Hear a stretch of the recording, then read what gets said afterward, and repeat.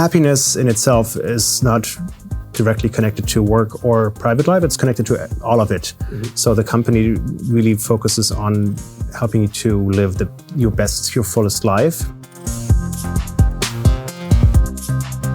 When someone does something that you're not expecting, when someone does something and you feel like someone is just trying to piss you off or has a different opinion than yours or is trying to sabotage you, you always have the choice of how to react to that. We try to instill in people that they have this assumption of positive intent. That your default should be, hey, someone is doing something and I don't like it, or it's not the way I would do it. But let's just assume that person is doing this because he or she genuinely wants to do good. And he or she just ends up having a different approach to this.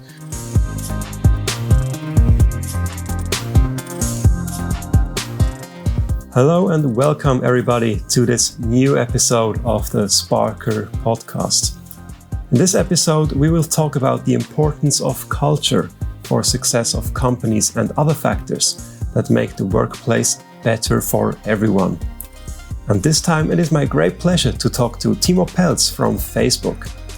I had the amazing opportunity to get insights directly from within the Facebook headquarters in Silicon Valley. Before recording, Timo took the time to show me the whole campus, which is very impressive.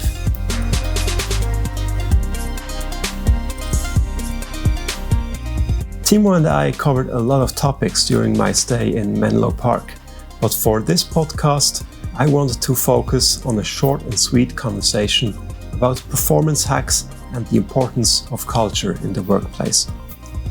My name is Christian Lundsgaard, aka the Sparkr, and without further ado, please enjoy this episode of the Sparkr Podcast with Timo Pelz from Facebook.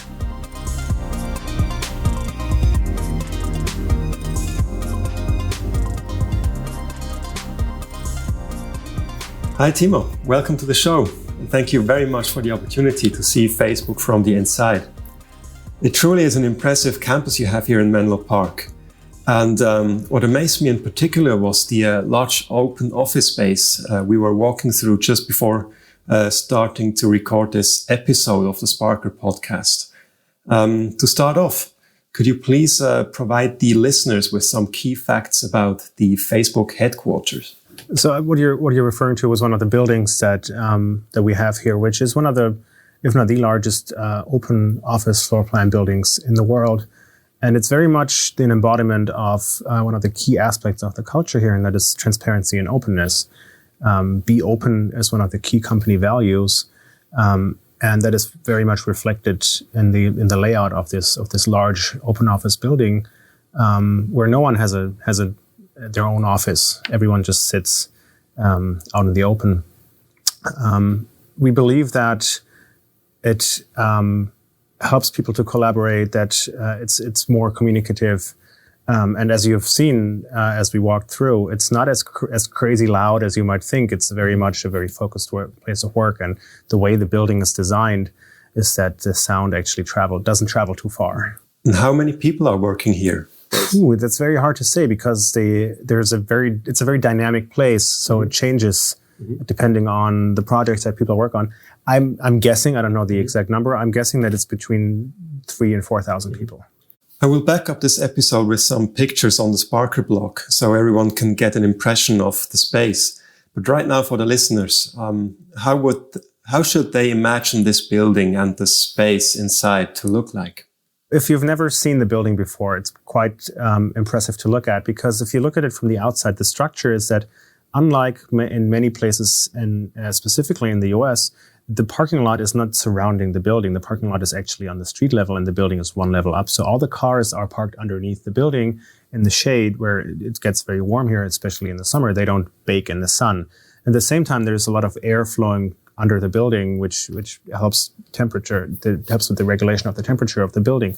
And then you have the one floor really where everyone sits and works, and then there are of course meeting rooms, and we have restaurants and other logistics around that. And it's not like you would imagine a big call center of rows of tables after rows of tables. It's more it's very organic. There is a path that goes through it in a loop that kind of leads you around. And as you walk around the building, you will see that there are these little colonies almost where teams come together and have their own space to work together as a team. You mentioned that the architecture and design of this building also symbolize the core values of Facebook. You mentioned transparency, for example.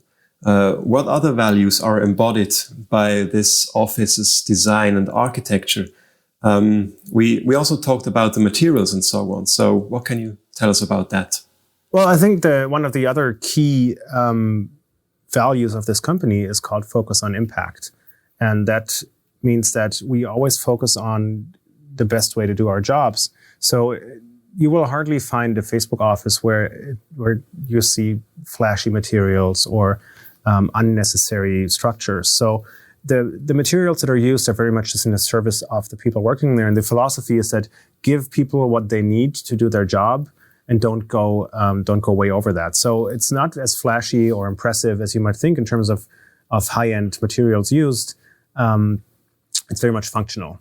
And all of this could also be reshaped and adjusted fairly quickly, right? So, which is also kind of a referral to how quickly the technology and the company is evolving. Yeah, I mean, in general, you will see that, and that is true for any Facebook office that you visit in the world, that there's certain aspects of it that reflect our approach to how we work, and that is that we don't ever want to get that feeling that we're done with what we're doing because we're working on such an amazing big goal as on a company level, that this tenet of we're only 1% finished is very much, you can see it in the buildings where, for example, we have open ceilings where you can see cables and tubes coming through. Oftentimes people think we're under construction, and in a lot of ways we are, but it's actually a design aspect.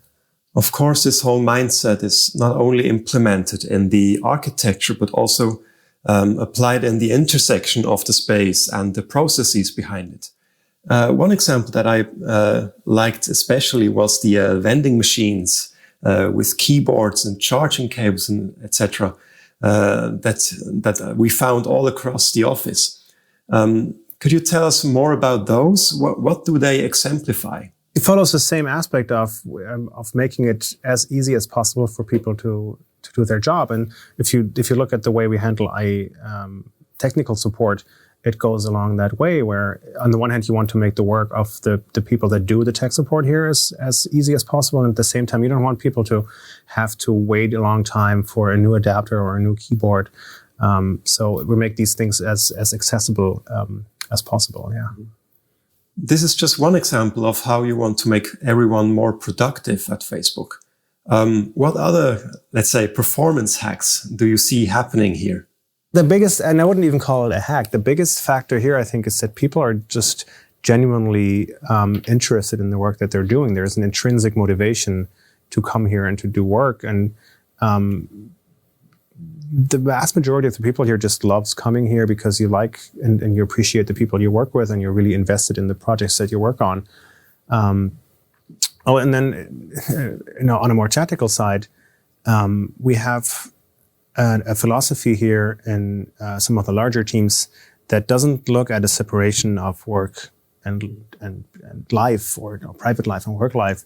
You're looked at, or we perceive people to be a holistic human being that has parts of it are happening, parts of your life are spent at work, and some are happening in your private life, but you don't become a different person after you go home from work. So happiness in itself is not directly connected to work or private life. It's connected to all of it. Mm-hmm. So the company really focuses on helping you to live your fullest life, because that directly translates into you being more happy. Mm-hmm. And that means you're less likely to be depressed, or you're less likely to be grumpy at work, or mm-hmm. not as productive or efficient as you might be.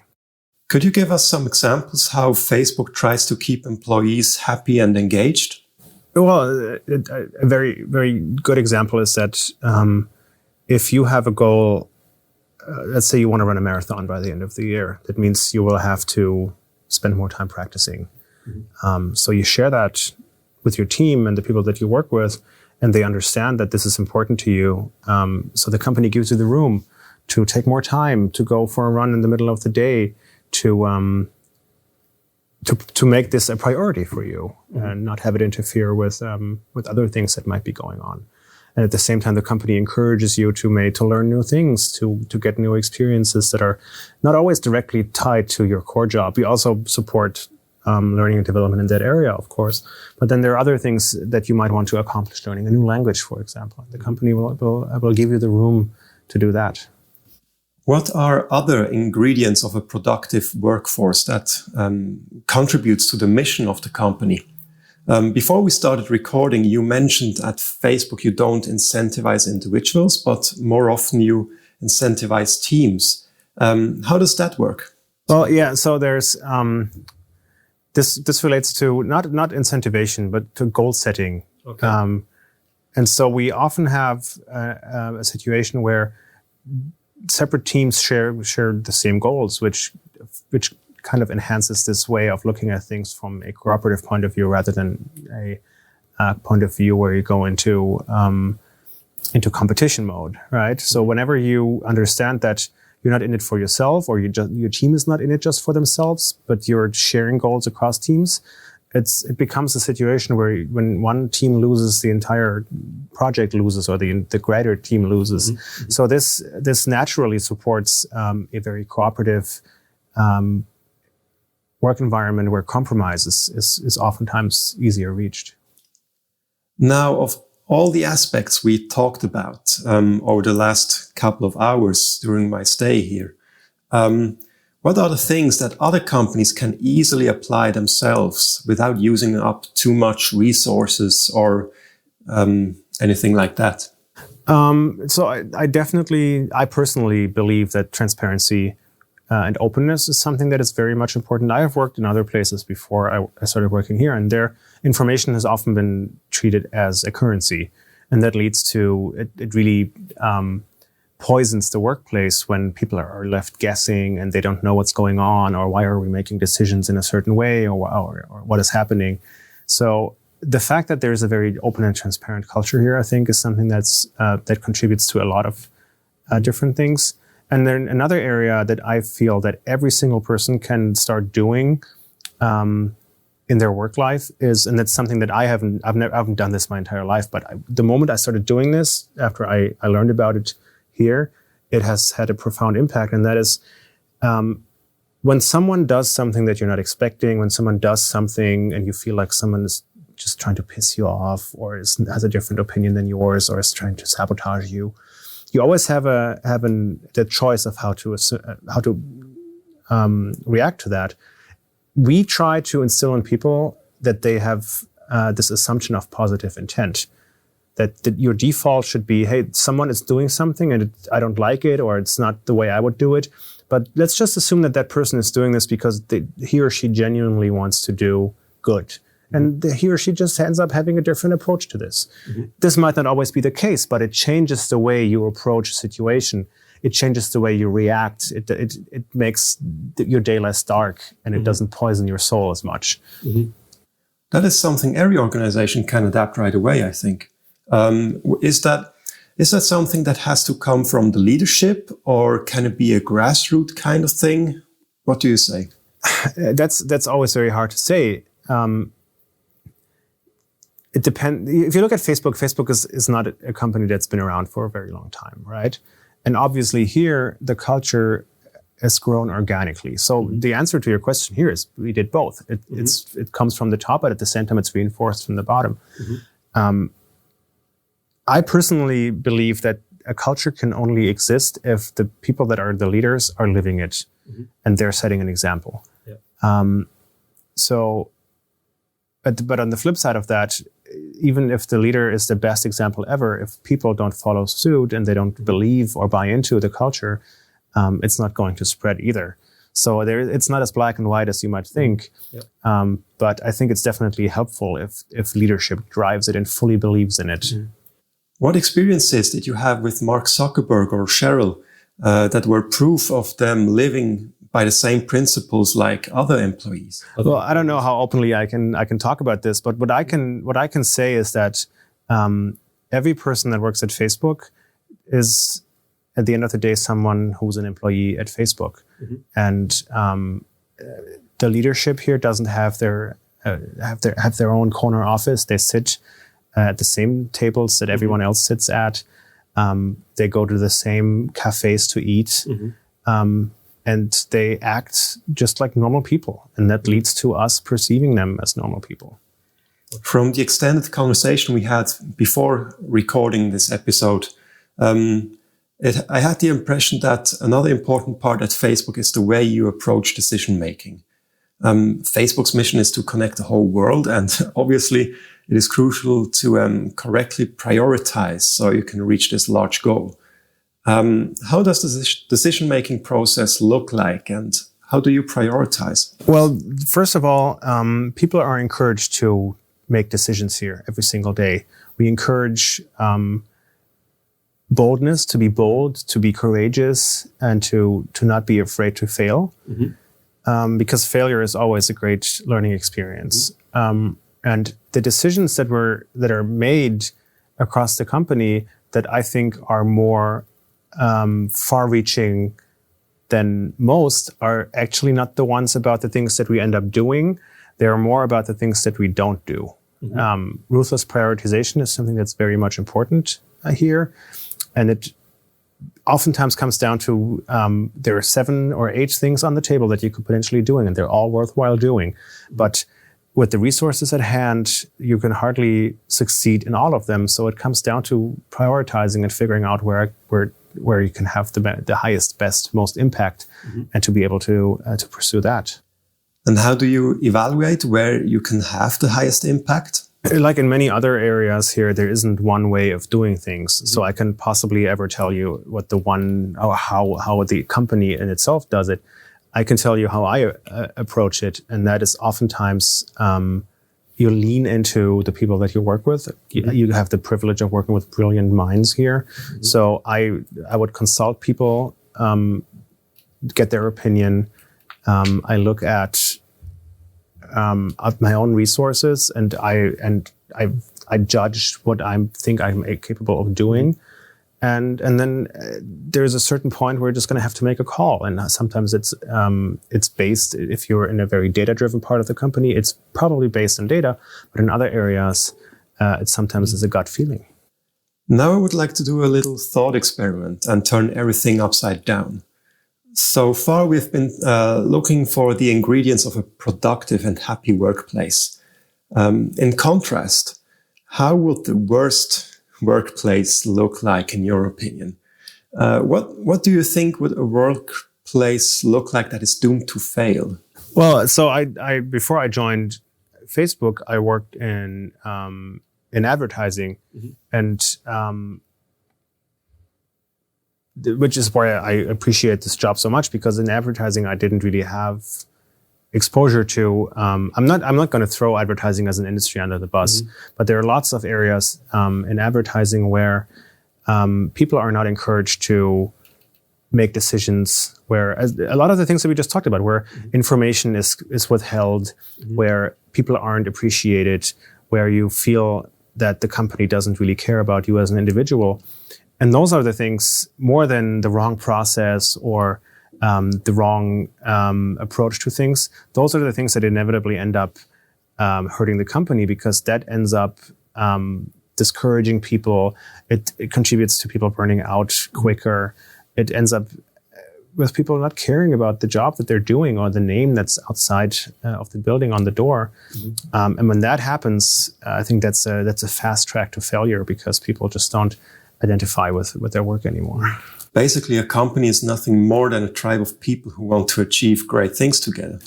In the most ideal case, I would say so, yeah. By now, it should be clear that to a large extent, it is all about the people. How do you get the right people inside the company, and how do you keep them? A lot of companies only look at qualification when they hire. And while that is a very important aspect of any hiring process, I feel that it's often neglected to look at the attitude of people, or the culture fit, if you want to say so. So just because someone is very qualified for a job doesn't necessarily always mean that person is a great fit for the company. right? So in order to not have someone join the company who contributes on a work level but doesn't contribute on a cultural level, it is very much important to have that as an important part of the hiring process. So not only should you look into the qualifications, but into the way that someone approaches problems, the way that someone approaches conflict, and how they deal with the difficult situation, because that says a lot about how they end up contributing to the workplace. And once they are inside Facebook, what keeps them engaged? From my personal point of view, it comes back to appreciation, right? Getting to do the things that you really enjoy doing, having a certain level of autonomy, getting to work with brilliant people, having the privilege to contribute to the mission of the company.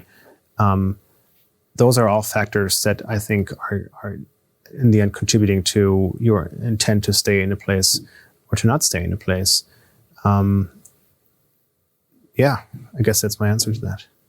Does this bear the risk of hiring people that are too similar to each other, which in turn could lead to blind spots inside the company? Well, I think you need to differentiate between culture and mindset.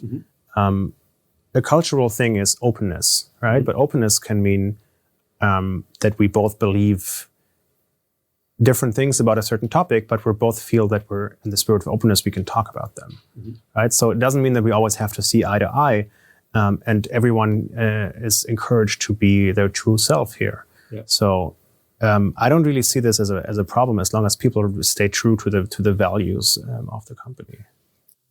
You gathered work experience in Europe as well as in the US, here in Silicon Valley especially. Of course, even though this is an oversimplification, can you nevertheless name something Europe could learn from the work culture and the mindsets in the US and particularly in Silicon Valley? I'd say one is to talk less and do more. I feel like we're getting to a place where across Europe you see more people talk about a change of attitude, a change of culture, a change of approach. With digitalization changing the way people work and live, these things are becoming more front and center on C-level agendas. But I feel that oftentimes people miss the right point to turn theory into action. Okay. So to start by starting is better than to just have the seventh or the eighth round of a conceptual approach drafted by some strategy board, and to always think about things before we end up doing them. So, and that segues into another thing then, is to risk more and to fail more, because only through failure are you able to really learn the lessons that you need to learn. And then the third one is probably, and I keep coming back to this, is to be a little bit more transparent and open and trusting in your people. To give them the opportunity to do things, to trust them to take the right risks, to trust them to make the right decisions. These are great points, but still remain pretty abstract. Are there concrete ways how a company and its leaders can demonstrate trust to employees? Well, failure is part of the culture here. So I don't. And there are different ways of failing, right? So if you fail and you create damage, or you break the law, or you are reckless, that's obviously not what I'm talking about here.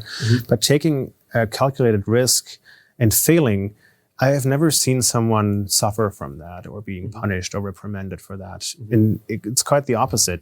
Oftentimes, those are exactly the people that are celebrated because they're courageous and because they're taking leaps. That sounds good. I would say this is an inspiring point to round up our conversation. Encourage people to take leaps. Thank you very much, Timo. It was a pleasure to get a feeling for Facebook from the inside, and I very much appreciate you taking the time and sharing your insights on this episode of the Sparkr Podcast. I would say, let's take off into the weekend. All right. Happy weekend. Thank you very much, Timo. Bye-bye.